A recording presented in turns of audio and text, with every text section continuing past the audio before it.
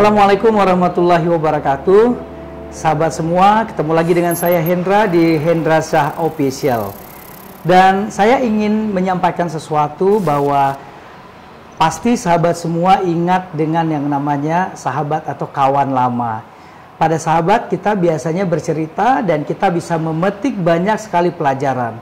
Bahkan dari seorang sahabat kita bisa belajar banyak hal tentang tantangan, perjalanan hidup, dan bagaimana caranya mencapai cita-cita hingga akhirnya bisa selesai dan mendapatkannya. Dan di episode kali ini, saya akan mengajak sahabat semua untuk bertemu dengan salah seorang sahabat baik saya yang banyak sekali kita bisa belajar dari perjalanan hidupnya. Untuk tema kali ini, kita akan bicara tentang sungai kehidupan dari seorang Siti Rahmah. Dan sahabat saya ini persis seperti nama yang saya sebutkan tadi, dia bernama Siti Rahmah. Kami pernah sama-sama bekerja di sebuah lembaga internasional dan lembaga kemanusiaan dan sama-sama bercerita tentang apa saja yang hendak dicapai di masa depan. Kali ini kita akan belajar banyak hal dari Rahmah yang saya panggil nama akrabnya tentang bagaimana untuk mencapai cita-cita meskipun banyak sekali hambatan di depan mata. Tapi Rahmah berhasil membuktikan kini dia sudah menyelesaikan pendidikan sarjana hukum, notariat, dan sekarang sedang menempuh pendidikan doktoral di bidang hukum di Universitas Syah Kuala. Langsung saja kita sapa Siti Rahmah. Apa kabar Rahmah? Baik, Mbak. Sehat ya? Alhamdulillah sehat. Rahmah, kita udah termasuk lama ya nggak ketemu ya? Iya. Tentunya ketemu Rahmah udah punya anak 3. Ya. Udah bersuami, punya anak 3, punya karir yang luar biasa. Dulu mengenal Rahmah itu, Rahmah adalah seorang penulis, jurnalis muda. Ketika dulu kita sama-sama di sebuah lembaga internasional ya, ketika bicara Siti Rahmah, semua orang tahu Rahmah itu identik dengan menulis, rajin menulis, rajin membuat report, dan Rahmah juga termasuk salah satu orang yang punya dedikasi luar biasa untuk memberitakan informasi-informasi tentang perdamaian ya Rahmah ya di Aceh. Dan 15 tahun kemudian, nggak sampai 15 ya. 10 tahun kemudian bertemu Rahmah sudah menjadi notaris, kemudian membidangi banyak hal, kemudian punya banyak program. Rahmah bisa cerita nggak sedikit mulai dari percakapan kita, apa saja yang sudah Rahmah lakukan semenjak kita nggak ketemu nih 10 tahun yang lalu Rahmah? Banyak kali Bang. Banyak ya? Banyak. 10 tahun nggak ketemu, Rahmah, banyak yang Rahmah lakukan. Setelah dari lembaga internasional, Rahmah kan sambil kuliah, sambil bekerja. Nah, kemudian di 2012, Rahmah hijrah dari Banda Aceh ke Nagan Raya, karena ikut suami tugas di sana. Kemudian 2016 kuliah penotariatan di Medan, jadi setiap minggunya harus pulang pergi Nagan Raya, Medan. Itu setiap minggu selama 2 tahun. Selama 2 tahun. Selama 2 tahun. Nah, di dalam perjalanannya Rahmah juga tetap menulis, tetap melakukan riset, tetap membuat kegiatan-kegiatan sosial juga. Nah, setelah selesai di 2016, Rahmah punya komunitas sendiri, komunitas menulis.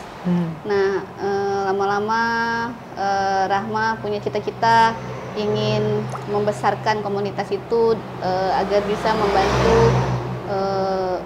teman-teman yang lain, khususnya untuk teman-teman yatim, para pecandu narkoba, kemudian teman-teman yang terpinggirkan lah Bang. Nah, pada perjalanannya Alhamdulillah Rahmah udah punya kantor sendiri. Kemudian Rahmah mulai coba menjejaki teman-teman yang menurut Rahmah mereka ditinggalkan oleh keluarganya, kemudian ditinggalkan oleh lingkungannya. Nah, Rahmah masuk setiap minggu, seminggu 1 kali ke sana untuk belajar, mengajarkan mereka bagaimana cara menulis dan bisa menuangkan perasaannya lewat tulisan. Nah, itu sekarang sedang kami garap juga untuk menjadi sebuah buku.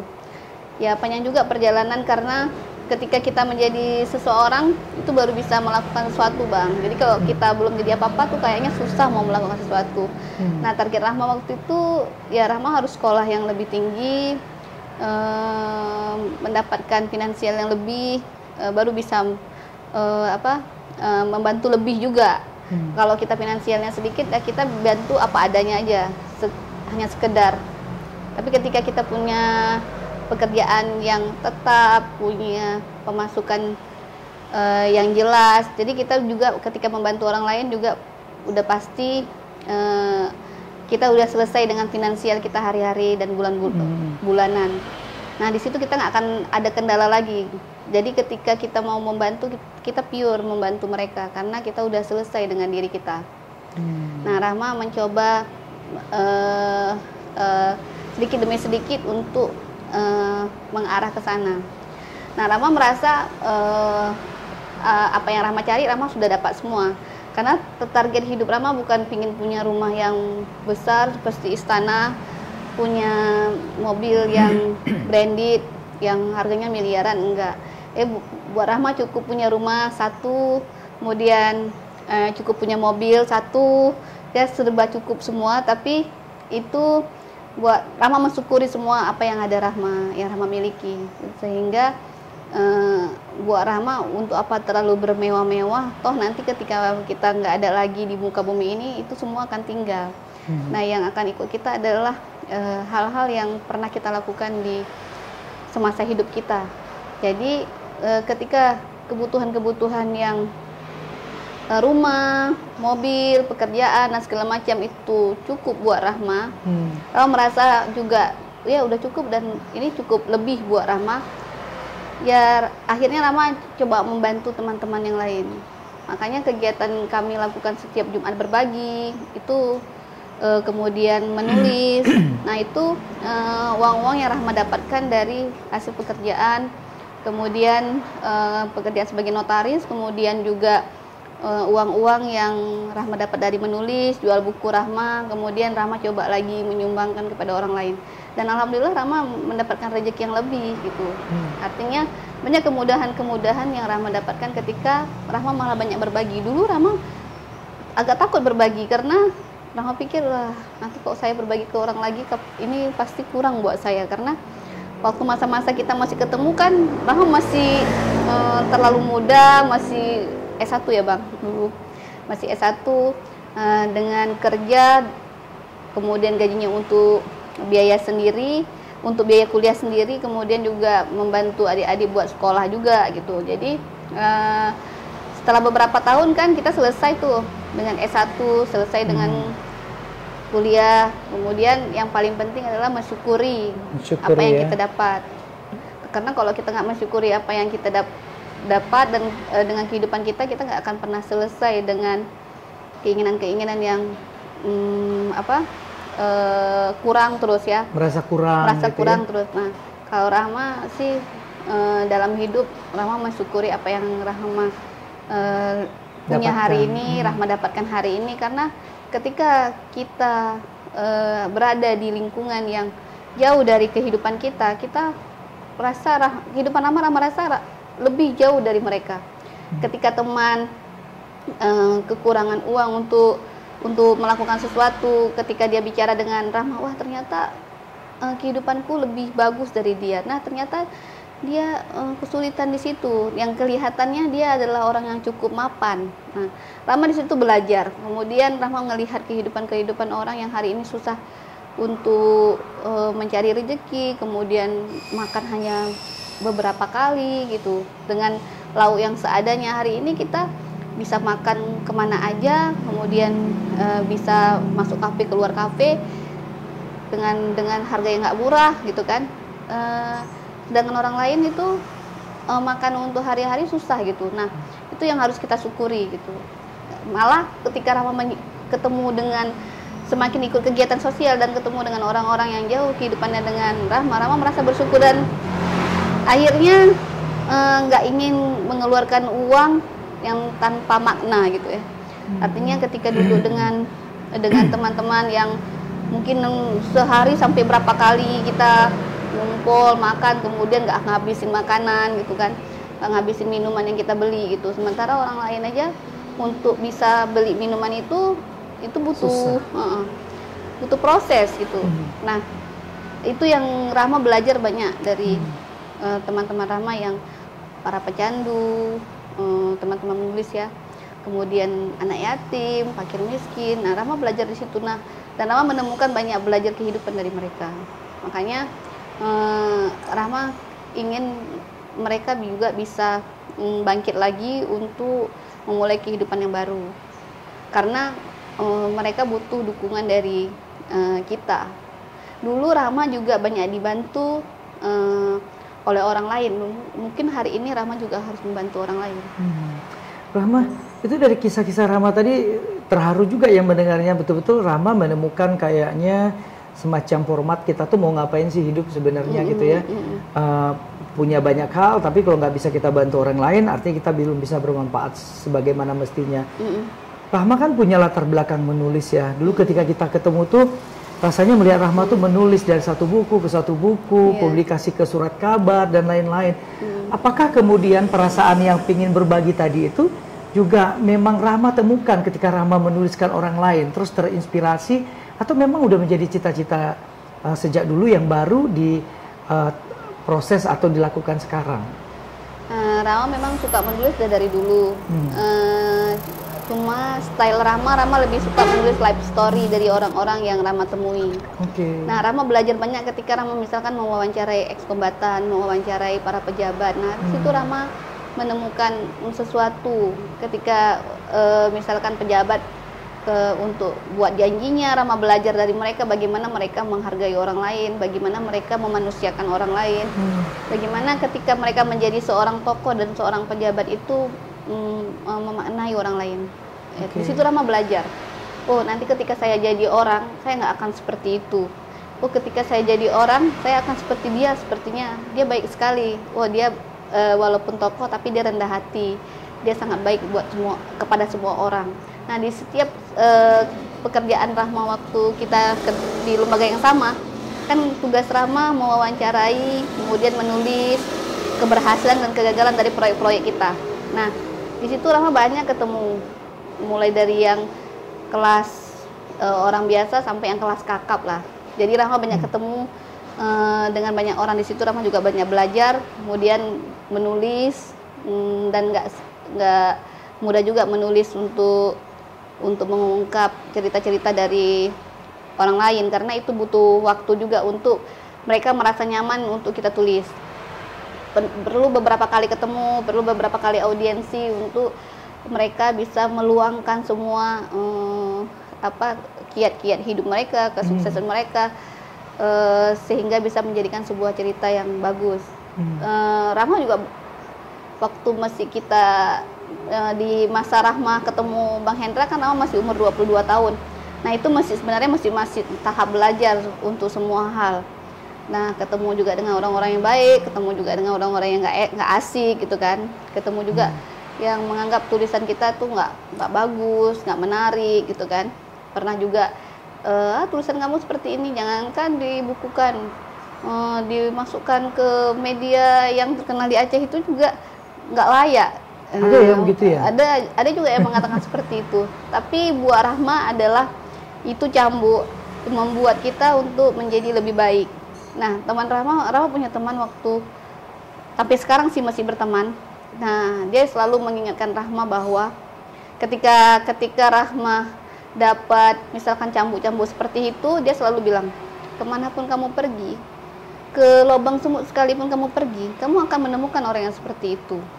Jadi jadikanlah itu menjadi cambuk buat kamu menjadi lebih baik lagi. Jadikan itu cambuk membuat kamu lebih rajin lagi menulis, lebih banyak lagi menulis, karena menulis itu butuh banyak dan latihan. Buktikan kepada dia suatu hari nanti kamu lebih baik dari dia. Nah, itulah kenapa musuh itu kadang-kadang kita harus berterima kasih juga terhadap orang-orang yang dulu menzolimi kita. Karena tanpa dia juga kita nggak mungkin jadi seperti ini gitu. Sama pikir butuh juga kawan-kawan yang seperti itu, artinya yang mengkritiki kita, menganggap kita nggak akan bisa gitu menganggap kita kecil, menganggap kita rendah gitu. Ya tapi kita tetap harus menganggap orang lain lebih lah dari kita. Nggak boleh kita boleh lihat mereka hari ini kecil, tapi bisa jadi dia akan lebih besar dari kita. Jadi menurut Rahma, dan Rahma juga melihat kan, hari ini kita lihat orang mungkin kaya, punya kekuasaan, mungkin 10 tahun lagi mungkin dia nggak punya apa-apa lagi. Hari ini orang yang kita anggap tidak berarti apa-apa, mungkin nggak keren, biasa aja, pendidikannya juga rendah gitu, rendahan. Tapi bisa jadi 10 dan 15 tahun ke depan dia menjadi seorang tokoh atau menjadi orang yang lebih daripada kita. Makanya untuk melihat seseorang jangan lihat hari ini, tapi lihat 10 tahun ke depan. Bisa jadi hari ini biasa-biasa aja, tapi bisa jadi 10 tahun, 15 tahun ke depan dia menjadi orang yang lebih dari kita. Atau sebaliknya gitu ya Rahma ya. Iya. Sekarang jadi sesuatu yang gimana, 10 tahun lagi bisa jadi berubah.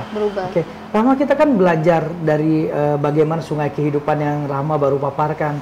Bagaimana betul-betul merakit-rakit, mendayung di tengah terjal-terjal, tetap menulis, tetap melakukan pekerjaan yang memang harus diselesaikan. Apa sih yang menjadi semangat Rahma pada saat itu sampai akhirnya misalnya kayaknya saya harus sampai di tujuan saya, meskipun di tengah perjalanan itu banyak yang mungkin ada sesuatu yang tidak mengenakan, ada sesuatu yang tidak sesuai.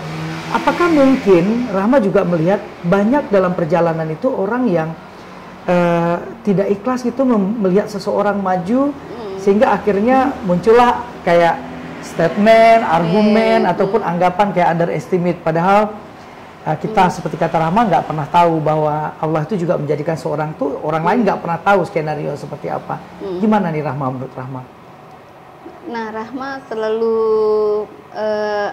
menjalani kehidupan ini apa adanya.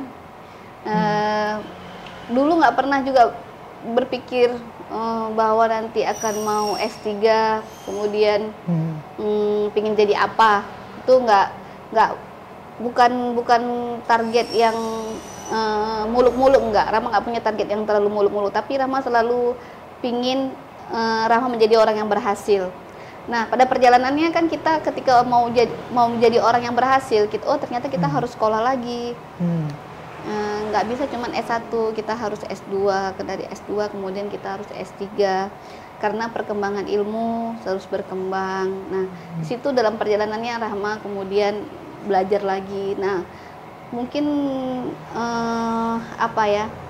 Rahma selalu belajar dari apa yang dari pengalaman-pengalaman Rahma. Artinya Rahma belajar dan belajar. Kemudian nggak mau patah semangat ketika ada orang lain yang menganggap nggak mungkin bisa lah dia, itu kan. Rahma harus membuktikan bahwa Rahma pasti bisa. Rahma pasti bisa lebih baik dari dia dengan cara yang baik. Mematahkan anggapan tadi ya. Ya. Dan Rahma berpikir setelah apa yang Rahma jalani itu, kita harus jadi orang berhasil supaya kita bisa menolong orang lain. Karena ketika dulu Rahma kan ketika S1, orang tua Bapak Rahma udah nggak ada. Bapak udah almarhum. Jadi kan kalau mau sekolah yang tinggi harus pakai biaya sendiri, harus berjuang. Artinya perjuangan itu nggak boleh setengah-setengah. Rahma pantang sekali kalau berjuang setengah. Berjuang tuh harus sampai tuntas, ya atau tidak, maju atau lebih bagus nggak usah. Jadi ketika Rahma putuskan untuk sekolah, berarti Rahma udah siap dengan keluar uang, udah siap nggak beli sesuatu yang Rahma nggak butuh. Nah, ketika Rahma kerja dengan lembaga asing, Rahma udah tahu bahwa di lembaga asing itu kita nggak lama. Artinya Rahma harus menabung. Untuk masa depan Rahma. Rahma harus ingat bahwa kontrak ini hanya sementara. Artinya setelah ini aku harus kemana? Ya kan Bang? Nah, di situ Rahma harus menabung dan Rahma membeli kebutuhan-kebutuhan yang Rahma butuhkan, bukan keinginan. Kalau keinginan banyak kali Bang mau perlu. Pengen nengok orang punya mobil mewah, pingin juga kan? keren juga mobilnya ya kan gitu. Nengok orang punya tas yang bagus sekali tasnya ya kan. Nah, tapi buat Rahma belum butuh yang seperti itu. Rahma akan butuh mungkin bukan sekarang, mungkin nanti belasan tahun lagi, karena nggak cocok juga Rahma pakai yang seperti itu gitu. Nah, jadi Rahma membeli sesuatu berdasarkan kebutuhan Rahma, bukan keinginan Rahma. Kalau keinginan memang banyak kali, tapi kayak nggak bisa dipenuhin. Nah, dengan cara begitulah Rahma bisa sekolah lagi, bisa menabung, bisa beli kantor. Rahma berharap di kantor ini Rahma bisa ngaji bersama anak-anak yatim, bisa buka bersama dengan mahasiswa seperti tahun-tahun kemarin. Bisa makan bersama di sini, artinya kami sudah punya tempat, kami sudah bisa duduk bareng-bareng tanpa harus membayar yang cukup banyak. Artinya kami bisa dengan biaya yang tidak terlalu banyak, dengan tempat sendiri, bisa masak sendiri, jadi ada kebersamaan bersama. Nah, di situ juga Rahma punya cita-cita. Jadi Rahma ingin sekali ketika berhasil bisa membantu orang lain, karena Rahma ketika Rahma sekolah dulu, Rahma banyak dibantu orang lain. Banyak dibantu buku. Waktu Rahma belajar bahasa Inggris, banyak yang ngasih buku bahasa Inggris. Waktu Rahma masuk kuliah, banyak yang kasih buku sama Rahma, nih Rahma buku. Karena mereka tahu bahwa buku-buku kan mahal tuh. Nah, mereka bilang, gak usah beli, ini bukunya kami udah selesai bacanya, ini buat kamu aja, kamu simpan aja. Akhirnya buku-buku itu pun juga Rahma koleksi. Rahma koleksi kembali sampai hari ini buku-buku pemberian kawan-kawan tuh masih Rahma simpan. Makanya di bawah ada perpustakaan, dan perpustakaan itu nanti akan diperuntukkan untuk adik-adik yang datang ke sini bisa baca buku di bawah. Ada perpustakaan mininya. Kemudian kalau teman-teman ada bawa anak kecil, ada tempat bermain anak di bawah. Jadi ibunya bisa diskusi bareng, anak-anaknya bisa main juga di bawah. Jadi Rahma menyediakan tempat-tempat, karena berdasarkan pengalaman banyak tempat yang kurang sensitif terhadap anak. Jadi Rahma juga buat tempat main di bawah, tempat baca buku, ada dapur mininya juga. Jadi satu gedung ini bisa melakukan all in one ya. Rahma itu kan kayaknya kalau kita pikir-pikir untuk menghadirkan kayak gitu itu kan nggak gampang ya, puluh waktu gitu. Rahma sekarang punya kantor notaris, punya kantor komunitas menulis, punya juga ruangan anak di kantornya yang sensitif anak tadi, kemudian ruang klien untuk notaris, kemudian ada ruang baca untuk orang yang datang, kemudian ada ruang belajar untuk mahasiswa dan lain-lain. Rahma ini cita-citanya apa sih sebenarnya? Sekarang sudah masuk ke program doktoral. Apa nih Rahma sebenarnya yang paling diinginkan selain tadi Rahma bilang ingin bermanfaat bagi orang banyak? Ya, cita-cita Rahma bermanfaat buat orang lain, kemudian bisa berbagi dengan orang lain. Karena hidup kita hanya sementara, karena nanti yang akan kita bawa adalah kebaikan-kebaikan kita, amal-amal kita waktu di dunia ini. Artinya kita kumpul juga banyak-banyak Bang, kalau kita nggak kasih ke orang lain kan sama juga Bang. Iya. Jadi Rahma pikir dengan Rahma berbagi ke orang lain, ternyata rezeki Rahma lebih banyak Bang. Dan itu udah Rahma buktikan. Jadi mengalir ya, karena berbagi seperti itu ya. Nggak tahu dari mana aja Bang ada rezeki. Hari ini contoh seperti ketika Rahma pergi umroh kan Ibu Rahma mengeluarkan uang 30 juta. Percis Ibu Rahma pulang dari Tanah Suci ke sini, Rahma dapat proyek menulis. Percis 30 juta yang Rahma keluarkan. Waktu Rahma keluarkan ini, bismillah aja lah. Mudah-mudahan nanti ada duit lagi gitu kan. Tapi kan Rahma berpikir gini, Rahma udah daftarkan Ibu Rahma haji, tapi kita nggak tahu kan umur. Rahma berpikir gini, sayang juga ya Ibu pingin kali pergi umroh, tapi belum pergi-pergi gitu kan. Rahma tabungan, kayaknya ada nih, bisa lah ya, sisakan sedikit gitu kan. Nah, mudah-mudahan nanti ada rezeki lagi.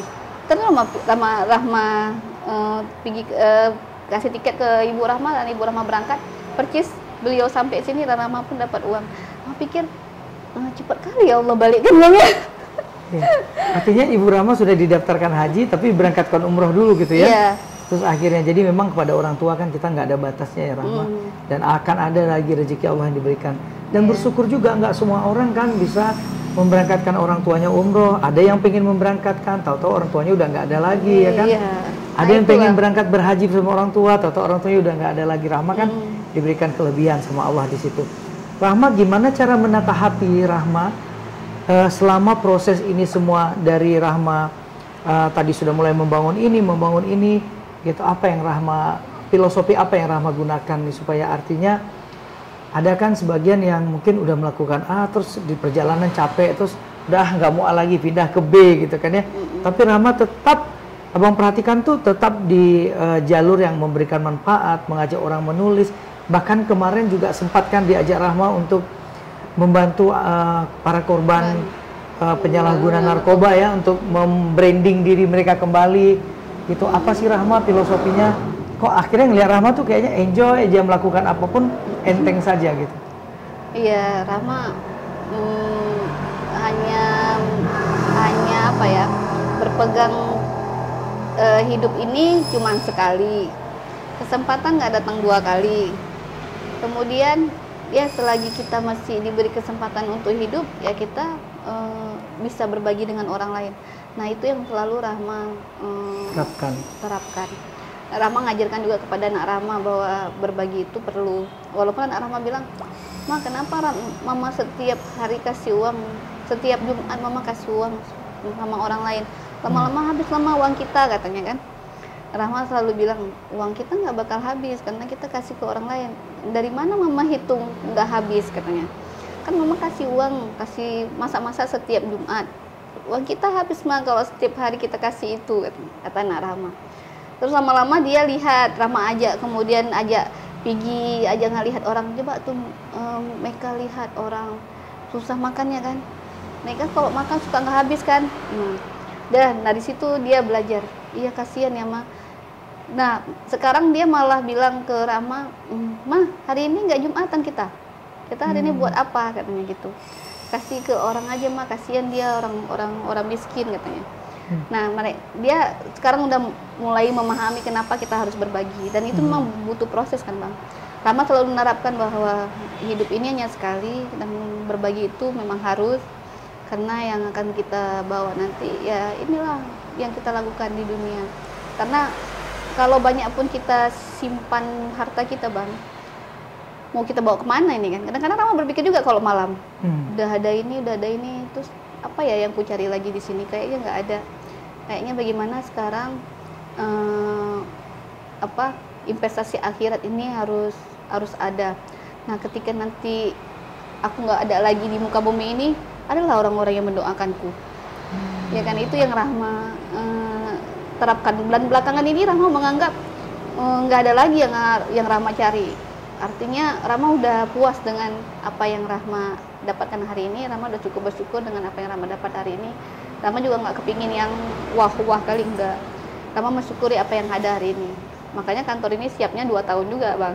Nah, artinya hari ini udah dapat ini, besok ada duit lagi beli lagi ini, besok ada ini beli lagi gitu. Jadi konsepnya tetap berbagi bisa jalan seperti itu. Iya, berbagi tetap bisa jalan. Dan Rahma nggak akan berhenti lah untuk yang namanya berbagi, karena Rahma merasa Rahma lebih mudah hidup sekarang, dan Rahma lebih apa ya, kayak nyaman perasaan gitu, nggak ada beban, lebih tenang.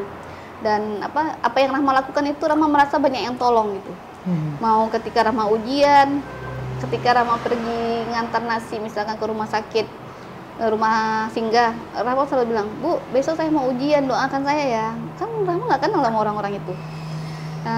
Minggu depannya lagi, "Bu, doakan saya ya, besok ada pengumuman nih, doain ya, mudah-mudahan nama saya keluar."